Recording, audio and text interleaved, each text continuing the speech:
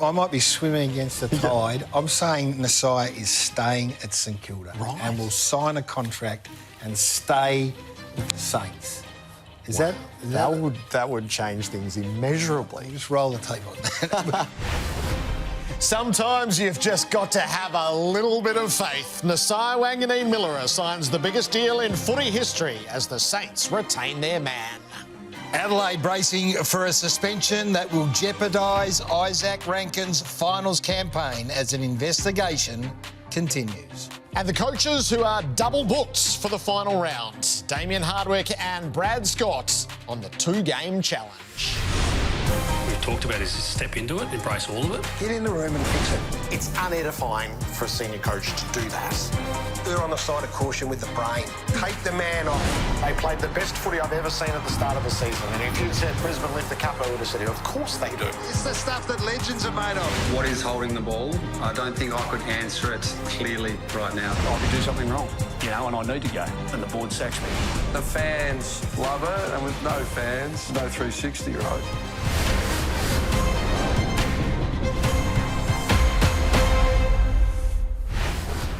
There is a whole industry dedicated to monitoring these trades, and you've just trampled in and gazumped them all. Not that hard, Gerard, to be honest. I told you last week this would be done.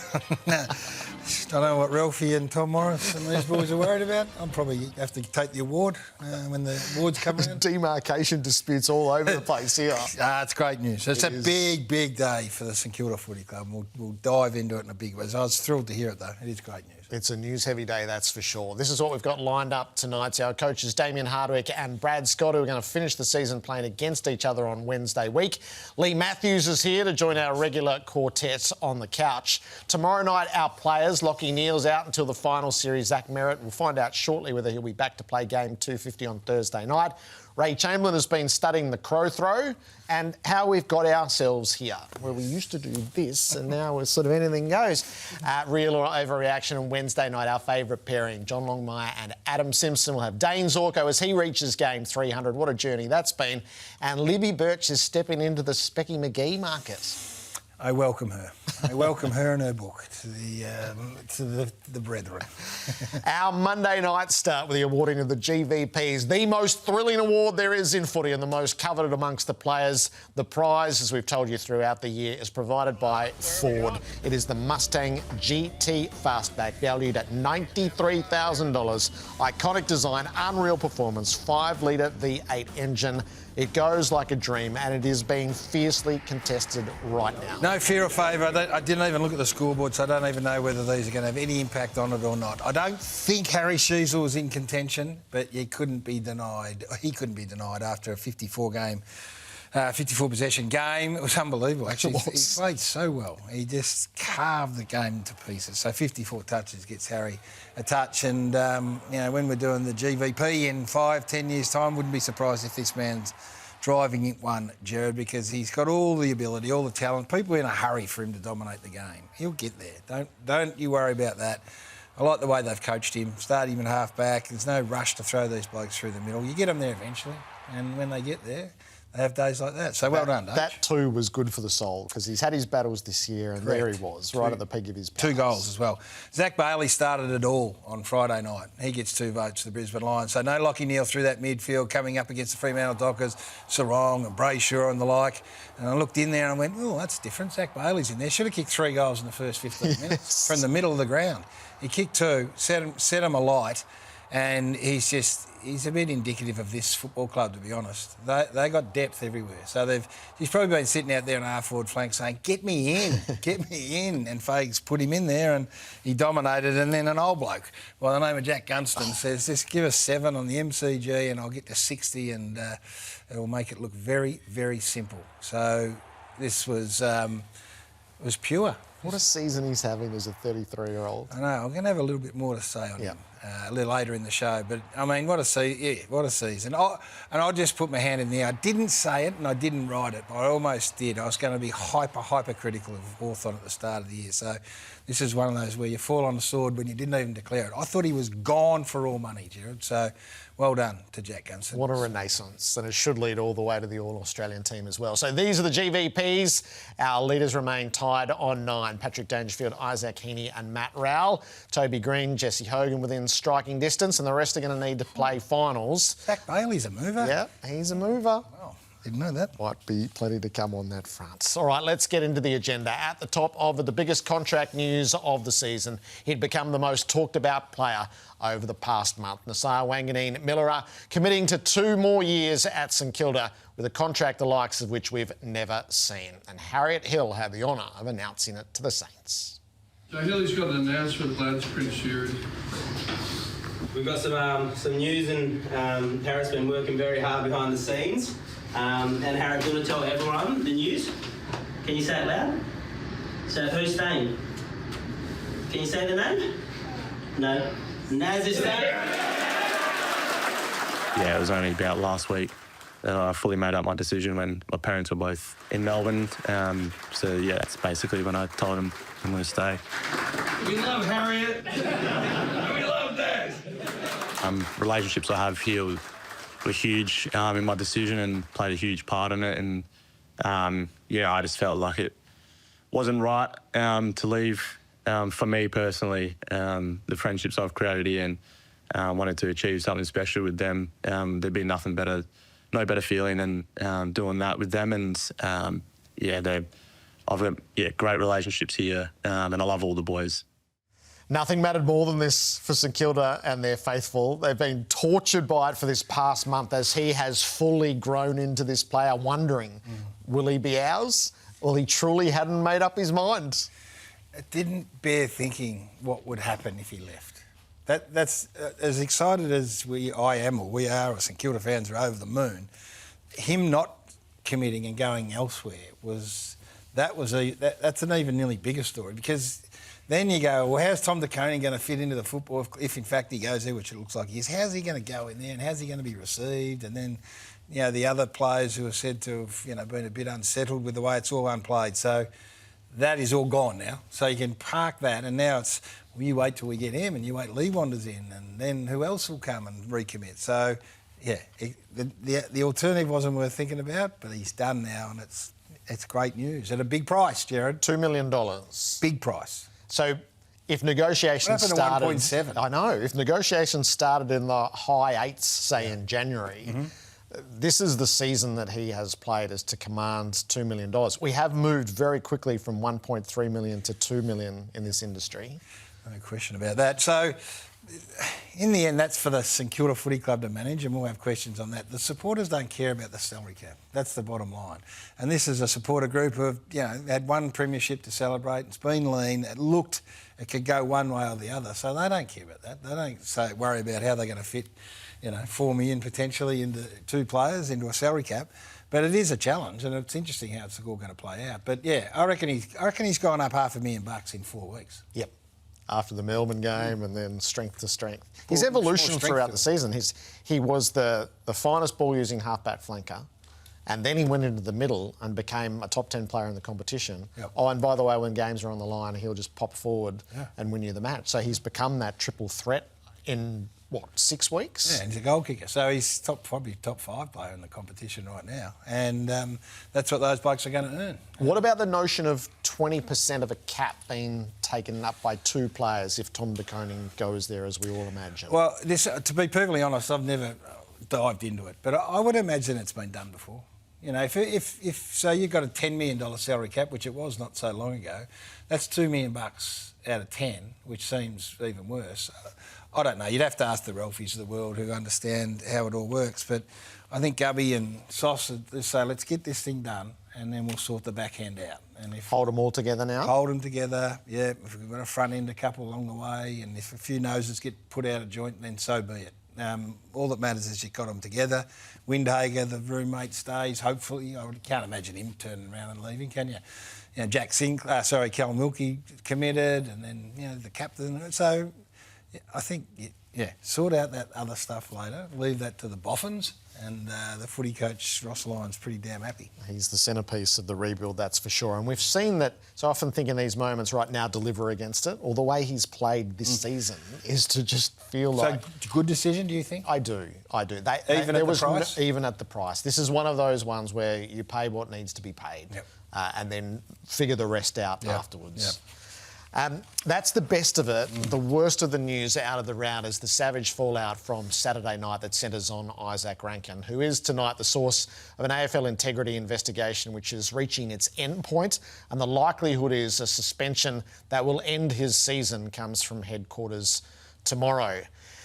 He stayed away from the Crows today, I think for reasons that are understandable. It did leave his teammates to face the questions.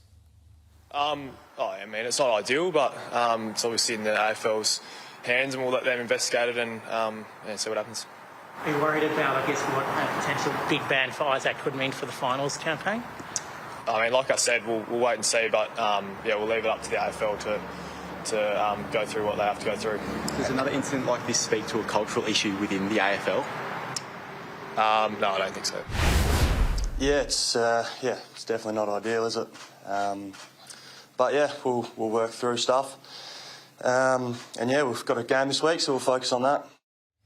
This has been the scourge of the competition for a year and a half now. It's Andrew Dillon's absolute passion project to stamp this out of the game, and the intrusion of a word which has no place in common use. And I didn't feel like I'd heard it for 20 years before it has started to flow in here.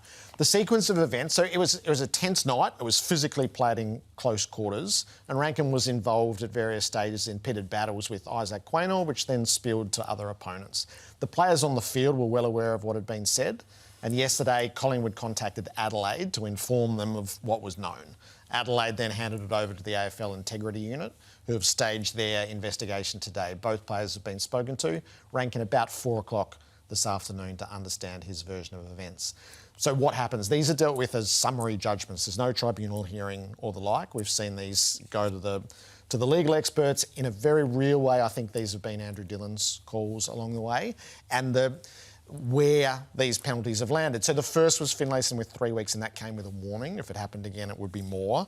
The second was Will Powell, who got the 5 weeks with there are no excuses for this conduct in our game. Will Graham's the most recent, and we lived through this with the two coaches Jack from Graham. West Coast and the Giants. Jack Graham. So I think you could interpret that the base penalty is 5 weeks, and Jack Graham was adjudged to have self-reported, and the level of remorse was such that he was able to get 5 weeks down to 4 weeks. It remains to be seen through the investigation whether Isaac Rankine would qualify for that. But as we sit here now, if it is all established, he will be looking at a 5-week suspension. Yeah, so the Crows haven't put a foot wrong since sort of the halfway mark of the year. They've done everything right. They've got themselves into a top 2 spot. They'll host a home final, and they're going to have arguably their best player jumping out of his skin, fully fit, sitting in the grandstand. That's a worst case. That's a worst case scenario for any club, and I've got no sympathy for him. I understand how it happens. I understand that, but this is not sympathy for Isaac. This is sympathy for the Adelaide Footy Club, who couldn't imagine they find themselves in this situation after one of their great wins against a club they haven't been able to beat, and they're premiership favourites for a reason. They've got a city behind them, and now fighting fit, sitting in a stand, Isaac Rankine, that's nearly the worst case you could hope for. Where we find ourselves as an AFL community is troubling. I mean, this is well declared. The Finlayson incident was distasteful and was the clearest warning. I remember thinking at the time, this word I hadn't heard it in 20 years. It doesn't feel like it's in any sort of usage, but evidently with a certain demographic in various places, it is. And it's the sort of thing that needs to be addressed in locker rooms. If in any way this is part of your vocabulary, these are the 2 reasons it needs to be out. What it means from a society point of view, and secondly, what the potential ramifications are. If you reach for this word in the heat of battle, it just can't be part of any sort of flippancy or whatever else goes on between 20-year-olds. Yeah. And then we find ourselves here, and as a code, this is an awful pattern of behaviour over 18 months.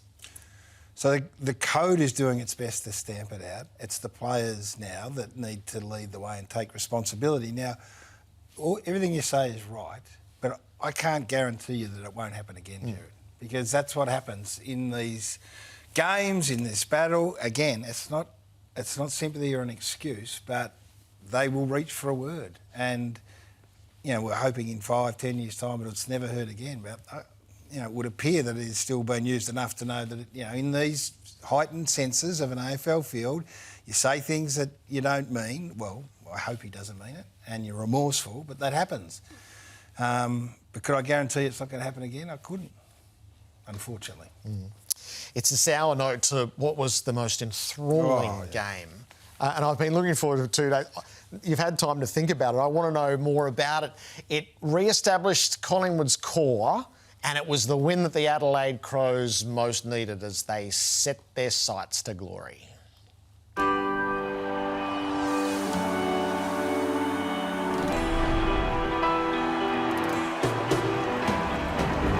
I think South Australia should be rocking at the moment, and it is. This is the big one. The Adelaide Oval, packed to capacity. It's been a sellout for 3 weeks leading up to this game. Nowhere to hide.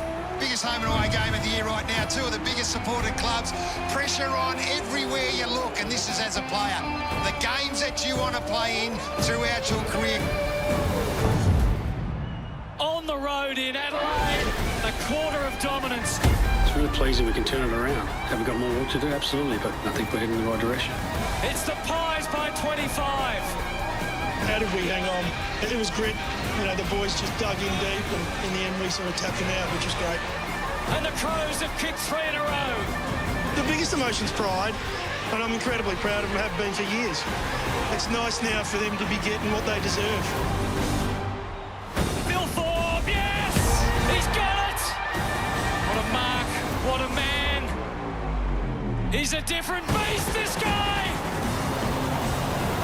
When you have a close loss, you think about moments and go, oh, if only that didn't happen, or if we did that. I don't have many of those. I'm not sure if you do.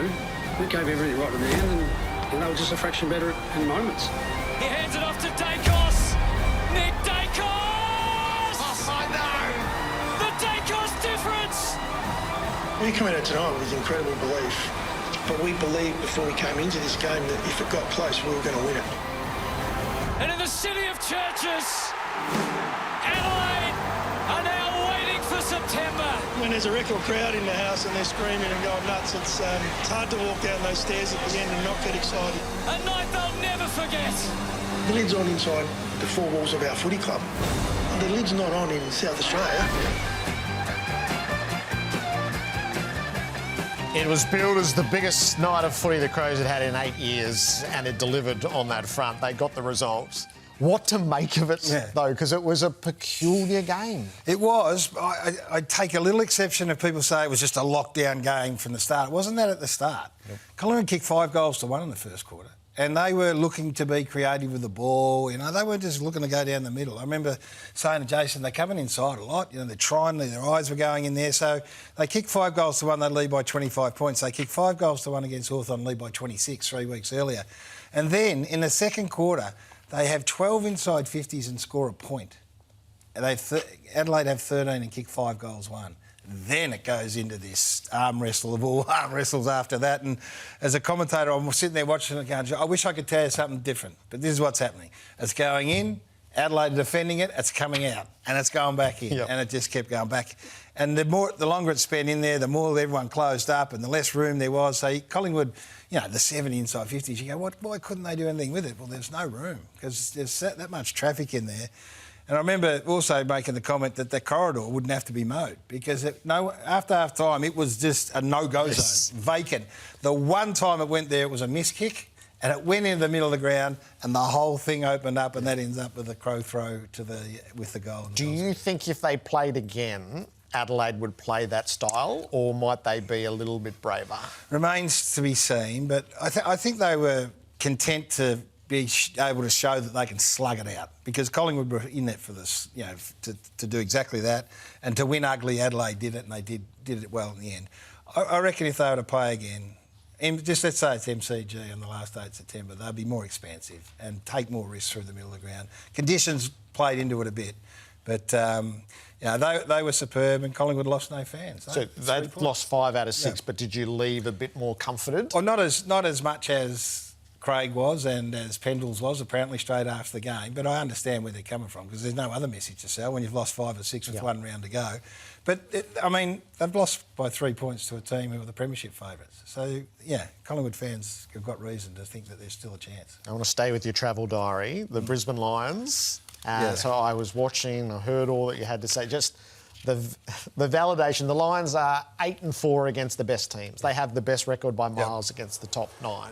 They were superb. Came with a plan and executed it beautifully. They said, we're not going slow. You can go as slow as you want, Freo. We're going to go and move the ball, and their uncontested mark game was through the roof. Zach Bailey set it up early, and they were just superb. Rayner didn't really look like getting a touch in the first half and exploded in the second half, which he's done a few times. They got challenged a couple of times. Fremantle, when they were prepared to move the footy, got through and then just made a meal of it, forward of the centre. They had really some gilt-edged opportunities that they didn't take. But this is a very good footy side. This is a really good footy side, Gerard. We know that. They're the reigning premiers. They keep losing players. So Hipwood out now for a month.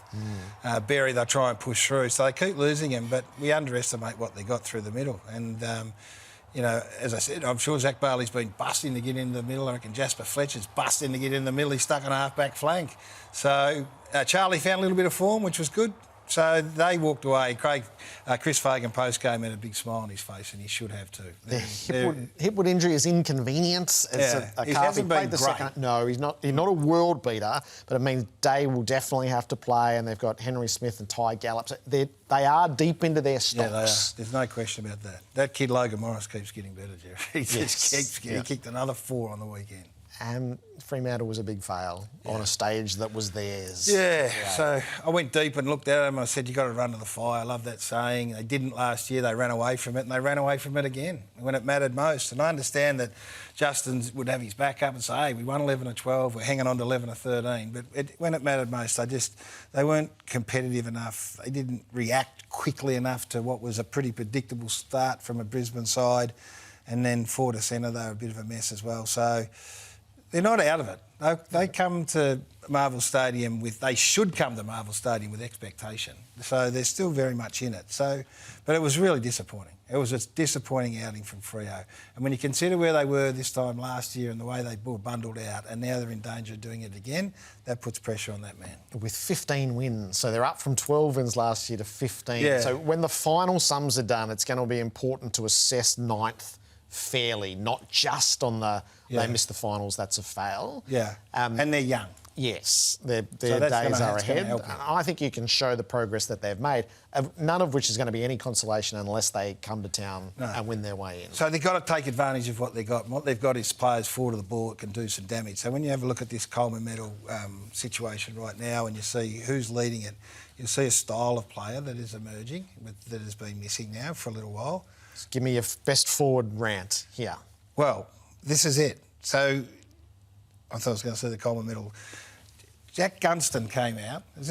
Jack Gunston comes out and kicks a 60-goal season. I'm asking myself why that happens. How can that happen to a man who I thought was finished? It's because over the past 3, 4, 5 years, coaches and clubs have allowed defenders to take over the game by the way they play. Don't play 6 forwards, let's play 5. Well, hang on, I'm a forward. I want 1-on-1. No, bad luck. You got 5 against 6. We want an extra in the midfield. Vacate, defend up the ground. Hang on. Jack Gunston had 13 in his 14 touches inside forward 50. Made me cry on the weekend, Gerard. So Jack Gunston all of a sudden comes back into footy and goes, no, let me do something that... So defenders don't defend anymore. They defend space and they intercept mark. And Jack Gunston says, I'll hit up at the ball. I'll just lead up at the footy. And as a result of that, he's kicked a 60-goal season. It was like an epiphany. I'm watching it going, how come this old bloke's kicked 60 goals? Because the craft returned. He gets one-on-ones. He works Stephen May over. Stephen May, where he was, hits up at the ball, takes a mark, goes back, kicks a goal. 60 times. Why don't they do that? Which takes me to Fremantle. Hopefully they're following here. So they had a period of dominance when it was with this boy, Tracy. He pushes Gardner off the ball, goes back, kicks a goal. You go, this is the winner. This is the man, and then the next play, bang, lead up. So he's got Gardner for space, and he's got him on the lead. You go, why can't you isolate this man? This is the very next play. Isolate him. Oh, no. In comes Jackson, in comes Amos, up comes someone else. It's a 3-on-3. Look at them all go to the one space, Gerard. Why isn't Tracy the hot man here? Why isn't he the one that's going, righto, you've got to defend me. Here's the space. Leave it for Tracy. Oh, no. Let's all go. Let's all go and make the defending job for the Brisbane Lions that much easier. So that is just a nonsense. That's the third. So the first one was he just pushed Gardner out of the road. Like he's a fly, marks it, kicks a goal. Geez, I reckon he's a chance, Tracy. Next one, he hits up on a lead, bang, mark, goal. Now he's a chance. Next one, no, let's all go. Isolate the man and give him a chance. Jack Gunston gets his own room, gets his own space, works him over, goes out, marks it, kicks a goal. What's happened to that?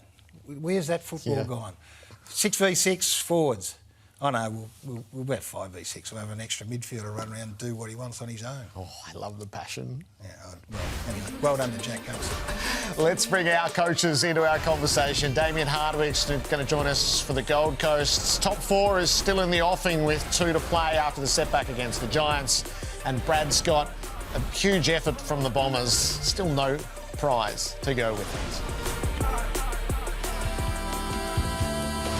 Smooth Moves, brought to you by Jamison Whiskey. The Giants did have all the smooth moves on Saturday for Jamison Whiskey, a moment of instinct and impulse. Cadman sets up Toby Green to have a fly and take an old-time hanger.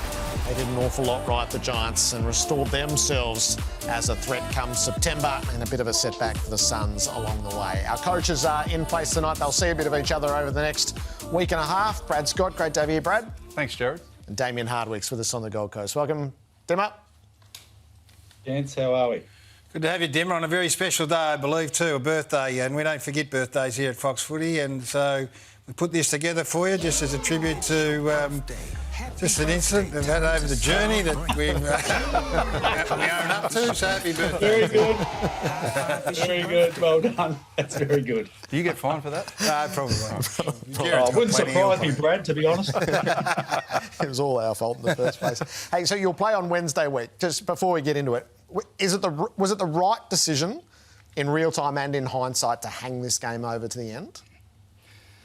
Well, it probably depends who you ask. I mean, at the time, I think it was probably right. I mean, we would have ideally liked to play in the round 4 bye, but just the machinations of the fixture and making it as fair as possible for everyone, I think it was the logical decision. It's it was always going to be a concern with the state of play. Obviously, very important game for the Gold Coast. Important for us for different reasons, but. I think with all things considered, we were comfortable with the decision, but you can't do anything about a cyclone. So I think it was the best outcome in a difficult circumstance. So it's much more complicated for you now, Damien, with the notion of the bye. Do you feel comfortable, uncomfortable? What do you think? Oh, look, it is what it is. It's just the circumstance that went around it, obviously, with the cyclone, and first of all, we couldn't get the game played here, but then also we didn't want to leave our families in case the dire nature of it. So, look, it's just one of those situations. It's not going to happen probably very often again in the history of the game. But, look, it's one of those things. We'll cross the bridge. Obviously, we've got a game versus Port Adelaide, and then we, as have Essendon, obviously, and then we flick the switch pretty quickly. So we just take one game at a time, and then we'll worry about the second game once that comes to fruition. Do you prepare? I mean, there's no precedent, so I'm not sure how you both prepare for it. You just got to play what the cards that they're dealt, I guess. You've got to try and put a team together first and foremost. Oh, well, that's the first challenge. But I think we just, at Essendon, we just treat it like another game. I mean, it's not... I know it's technically in the same round, but, I mean, we've been conditioned to 5-day breaks and 6-day breaks over a period of time, and every club has to deal with, challenges in the fixture of short turnarounds, and this is just another one. How quickly did you not like the signs on Saturday, Damien? Pretty early, Gerard, to be honest. We were just off. We went to work, obviously, on the weekend to figure out the why, and, the GPS for us was the one, and, our whole squad was just down. And there's two things. There's either training load, and we looked at that, and that wasn't an issue. And the challenge for us is we had a really tough week and a half with, the loss of Will Graham's brother, which, I think the emotional toil on our community and our playing group and our club was, he's such an important player and make up to his family, to our footy club and to our academy. I think it hit our boys pretty hard. And obviously we had a funeral last week and had to change a few things around. So it was just one of those situations we didn't want to avoid. We wanted to support Will and his family, and it was something we'd do exactly the same again. So sometimes you just got to wear the bumps, and this was one of those. But we were fully supportive of Will and his family. They're so important to our footy club, and it just took a bit of a toll on our boys. So does that temper how you approach the footy side of it when you come to do the review? Yeah, absolutely it does. It's one of those things. We just went through a review today and showed what our game looked like on the weekend, and then showed great bits of play for the previous 3 games that we've played. And it was effectively like watching when we played our best. It was like watching the game in fast forward compared to how we played last weekend. It was just, it was incredibly, it was just noticeable that we played with no speed, no dare. We showed a little bit of a funny clip. I can't remember the actual parliamentarian that, boring! That's what we were. So we quickly moved through the review just to get the players back and focused on what we do really, really well. So we watched Brisbane on the weekend, and you can almost, back them in to respond to a poor performance. Are you at the stage now where you've got the faith and trust in this group that, albeit against a tricky opponent, given the circumstances around Boak and Hinkley and others, that they will bounce back? Yeah, we're not searching for answers. We're just searching for a response. That's very much. We know how we play. We know what it looks like when we play our best. What we're making sure is that we give ourselves our very best chance to respond. Port Adelaide have got a very important game for, an outstanding coach that they've had for a number of years and an all-important player to the history of their footy club. But it is less about Port Adelaide, in my view, and more just about how we play the game. So that'll be our focus this week. Your game, Brad. So I think one of the questions has been, in the face of so much adversity, and there's no point pretending that it's not happening, could you keep the group motivated and connected to achieve something? And the answer on Friday night was yes on the outside. How reassuring was that this far in, they laid it all out there for you? Yeah, I mean, I said post-game, you've got to be very careful about being pleased without getting the outcome that you're chasing. And, we never want to be that football club that's pleased with, less than walking away with a win. But in terms of effort, intent, things that I think are really important to team morale and keeping the train on the track. So, I was really pleased with the effort, particularly from our leaders. And we didn't have many left with Zach Merritt out. Andy McGrath stepped in as captain and played probably one of his best games that I've seen him play as coach of Essendon. And our young players competed right to the end. And, we fell only just short. But, if you get that sort of foundation of effort, then, it allows you to build the rest of your game. If you don't have that, then all the tactics, all that side of it don't really mean much. 13 years you've coached. Is this the toughest year you've had? Oh, they're all tough in different ways. I mean, this has been a challenge in terms of, you're trying to coach synergy. I mean, we talk, you're all coaches talk a bit of technical jargon, talking about inside 50 connection, about all those things. I mean, we for a big part of the back half of this year have had 50% of our forward half made up from the mid-season draft. So there's not a lot of time to get those guys to connect with players they've never played with. And, we've played, 44 players this year. Only 3 players. Nick Cox hasn't played at all with concussion, but only 3 players haven't played. 4 players from the mid-season draft, a Category B rookie. So it's been I wouldn't say it's been the hardest year for a whole lot of reasons, but it's certainly been one of the more challenging for a whole host of reasons in terms of just getting the group to connect. And measuring, imagine in a week or 2 weeks' time you're going to sit down and do exit reviews and all that. You're going to have to measure them and rate them in different ways than maybe you have previously? Yeah, I think we do that really well in terms of holding the guys accountable to the things that we value, and that won't change whether you're a Category B rookie or Zach Merritt, our captain. So those things won't change. But we have like a lot of clubs, really difficult decisions to make. We're in a unique circumstance because because of the mid-season draft, we've got 47 players on our list currently. So we've got a lot of long-term injured players. So we're in a position where we're clearly not where we want to be on the ladder, but we don't have the list spots, to retain all the players we want to.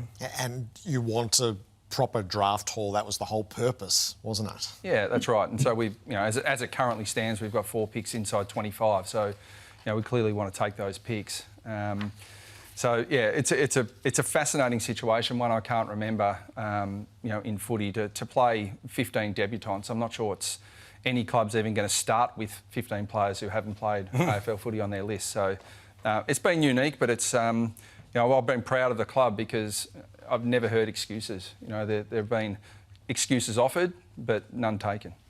Damien, you're 9th, which is not fair as you're 1 game short of everybody else, so that's not necessarily accurate. But what role does the opportunity to finish off now and qualify for this first final series in the club's history play, or is that of no use to you at the moment? Oh, look, I think it's exciting. We want to lean into it and embrace it. In a theory, we've got a 2-game season. The following 2 games to define where we go. It's either we win 1 and we make finals, or we win 2 and we give ourselves a chance at top 4. So, we want to firmly embrace that and understand not the ramifications, but understand where it may lead us, which is really exciting. We've never been in this place before or anywhere near as close as this. So we want our players to understand that, we've got 14 wins on the board and we want to get a few more to make sure we play our first final series. So our players, I think, are really up for the challenge and really excited about the challenge that exists the next 2 games. And then, as most of us know, once we finish this season, another chapter opens. So we're looking forward to the next 2 weeks. And in terms of your availability, Bailey Humphrey and I guess Dan Rioli as well, where are you with those 2? Yeah, we've probably got Bailey Humphreys. Look, we'd like to think the Essendon game, but it's probably more likely the first final. It might just be a little bit short if we get that far. And Daniel will be available for the Essendon game. And Will Graham, a player that, once again, not a lot of people outside our 4 walls know of, but the importance of him, he should be available for the first final if we get through as well. So, we look forward to those 3 boys being available to put their hand up. And you got Zach returning. Zach, the captain, is back. He's had a broken thumb. Missed 1, is it? Yeah. Well, he's no guarantee to play, but good luck stopping him. I mean, I think he trained today. Literally, when in that tackle, he broke his hand. He knew it. It was the 3rd quarter. He played at the last quarter. Knew it would likely need surgery and wanted it booked in within the hour after the game. So that's the type of guy he is. And I've heard people say, well, why would you bring him back? But we need him back. He's our captain. We've had this attitude of never concede and keep fighting. And I think it's going to hold us in really good stead for the future. And Zach leads from the front in that space, so he's fighting to get back. Has he had an All-Australian year? Oh, I think he's had an All-Australian year every year I've been coach, so all 3 years. But there are a lot of great players. There's always people stiff to miss out. I think he's always worthy. How many you got, Dimmer? How many All-Australians have you got? Oh, they're all All-Australian in my eyes, Gary. Thanks, Willie. In all seriousness, though, I'd probably rest Merritt if I was you, just to make sure that you get the next year. What I will say about Essendon, though, is you've unearthed some players. There was a young kid that played on the weekend, the left-footed Brad. His name escapes me. You've found some good ones. There's some real talent there that I think you've unearthed, which is great. My man Archie Roberts, was it? You're talking about? No, the big tall Lockie Blackiston. No, I'm sure he's a left-footer. The young kid, Reece, didn't he just Reece debut Unwin. last week? Reece Unwin. Yes. Yeah, another kid from Compton. Yeah, beauty. Yeah, he's a crack. Good. Yeah. No, there's always a silver lining. All right, we'll broaden out with our coaches in a few moments' time. A big meeting with the AFL today around the future of rules and the like. Couch is coming up next. Tomorrow night, our players, Lockie Neal, who's on the sidelines till the start of the final series, and Zach Merritt ahead of game 250. He can tell us the story of the broken hand and his determination to be there on Thursday nights. Well, you talk me through this, both of you master coaches. Why, when you go forward against an intercept marking team, you kick it in the air, kick it along the ground here, get it to the ground, have a really good ground ball front 6, and anything can happen, Bradley. Was this your instruction? Yeah, I'd like to claim it. No, that's just a smart player doing a smart thing. That's Kyle Langford making that up on his mind, not just whacking the ground. You don't have to worry about Dimmer. You've got 4 6'10" blokes down there, so you can kick it in the air. I like it. The distasteful story of the day, but a little more broadly, so not narrowed in on Isaac Rankine, but the homophobic slur. So we've seen 4 of these now in AFL and 2 in VFL. I was curious, this race was set in Gather Round last year. Did you speak to your players on any level about what this is, why it can't be part of our football world and what the ramifications are? We absolutely did. I mean, we're involved in one of those, not probably on the receiving end. And we followed up post that, but we actually had a situation in season where a player had used a term in a meeting which was actually picked up in a recording of our meeting, and I didn't hear it live, but going back over the meeting, I heard it through the mic, and it was. Again, I like to think that these things aren't malicious, that it's just a term that is ill-advised and used in the heat of the moment. But we used that opportunity to and we actually said to the players, if this is picked up on an umpire's mic in game, there'll be serious ramifications for this. And I think the players at the time thought, I don't think it's as serious as you're making out. And it just so happened that it turned out to be that serious. So our players are crystal clear, but I'll use this opportunity again to go back to our players and just say there's no place for it, and the ramifications are unbelievably significant. And Damien, you obviously had a player fall foul of this. What was the learnings that were instituted in the aftermath of it? Oh, well, it's just the offensive nature, or the fact that people take offence to the term, and that was really challenging for, obviously, Will Powell, who, like most of the players, just made a mistake, and the educational aspect that comes from this. And by no means do I condone the behaviour, but I think that the term of suspension is probably the challenge point that clubs feel, I don't know, it'd be interesting to see what they say and what it comes up with. And, we certainly know there's no place for it in the game, and terms of this and the other, but at what stage, what can we say and what can't we say? And this is completely we cannot say this, and we understand, but it's probably the penalty to me that I have a little bit of an issue with. I'm not sure what you guys think, but it's a significant penalty, I feel. So, yes, in a physical altercation in a game, you have to do a lot to get 5 weeks. If that's the baseline, is that where you have the reservation? Well, I think so. And the challenge at the moment, and even me here, it's hard having the conversation, but what is it, if that makes sense? Like, as we said, like, we can have a player that belts a guy in the jaw and we'll get, maybe 5 weeks sort of thing. And then we use a term, which, once again, I don't condone the behaviour. It's a term that should never be used on the football field, and we understand. But I think we painted ourselves in a corner with regard to the penalty and the length of penalty to start. It seemed like there was going to be an important meeting today with the footy managers and Greg Swan to work out what the path towards next year is. Have you had any feedback from that, Brad? Yeah, fleeting feedback. It was actually on the way here. I spoke to our general manager of football. Nothing confirmed yet, but it seems that there are some changes afoot. So I look forward to hearing more detail about those. Are you hopeful that the sub getting scrapped is one of those? Well, I am personally, and I have very strong views on it, and I've aired those views publicly. I mean, for a whole host of reasons, but the main reason from my perspective is that our game is a game for all shapes and sizes, and I really felt that, the limitations around the bench, that rucks in particular, with ruck rule changes, we're changing the look of the game, and I'd be shattered if under our watch as an industry, we saw, big, strong ruckmen bred out of the game. What have you heard from the meeting, Damien? Nothing yet. I haven't been updated, sort of thing. We'll probably get an update tomorrow on what occurred. Are you a scrap the sub coach? Yeah, most definitely. I just think it's something that it had its time and place, but now we need to move on and move forward. It's sort of one of those ones. And Scotty will be able to back me up here. There's nothing more annoying than trying to figure out who the sub is and then trying to figure out who you're going to sub off. It's probably the bane of my existence, Gatch Day, to be perfectly honest. So, we've got a first $2 million player a year. What was the most you got in a year, Dimmer? Oh, gee. It's a very good question, Gary. I think it started with a 2, but didn't have it anywhere near as many zeros on it. I'll give you the 200. It's a pretty good wedge for a back pocket. What did you get? What was your biggest? Nuggety back pocket, Gary. Nuggety back pocket. I don't know about the highest, but I remember the first year salary. Yeah, 7,500. Yeah, I agree. Yeah. We're up near Gerard's pace, 2 million. It feels like a momentous threshold to reach, doesn't it? $2 million, the new world.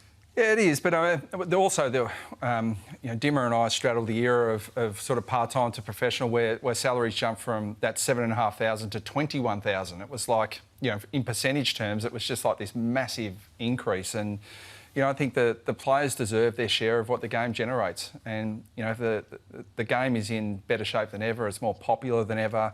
A million fans going to games. And the players deserve their fair share of that. Now the challenge is dividing that share amongst all your players and not just giving, but the best players the most. But I must admit, I think the stars are the attraction of the game, and I think for a long time we spread the money fairly evenly amongst the playing group, and now the stars are getting their just desserts. All right, so what we're going to see this round before you come together Thursday night is Thanks to You Festival outside the MCG, and the $7 tickets, which it seemed like had a huge impact on the crowd, are there again for Thursday night. Yeah, it's a massive occasion for us. It's obviously Zach Merritt's 250th game, so a huge game for us. And it's been an unbelievably challenging year for Essendon. And Dimmo would know this, having spent a long time at our football club. Our supporters, I think we've had, almost 1 million, fans through, the door. And Essendon's got the 3rd highest membership in the competition. Our fans just keep supporting us, and I'm sure they'll be there to support Zach Merritt on Thursday night. And we'd like to say thank you for their support throughout the year. And you've got the $1 membership for the Suns, which is good timing right on the cusp of finals, Dimmer. Yeah, it is, and you get priority finals tickets access as well, which is great. So, look, it's really been a boom for our club. We had 16,000 there on the weekend versus GWS, which I think was a record for us. So, which has been incredible, and we want everyone to jump on board. We think we're an exciting side. We didn't play so well last week, but we're looking forward to the challenge of making our first finals over the next couple of weeks. All right, good luck for the game coming, and we'll see you Wednesday week. Brad Scott and Damien Hardwick with us on Coach's Night. Lee Matthews is in the building. He joins Couch to share his thoughts on where we find ourselves in the final round of this home and away season.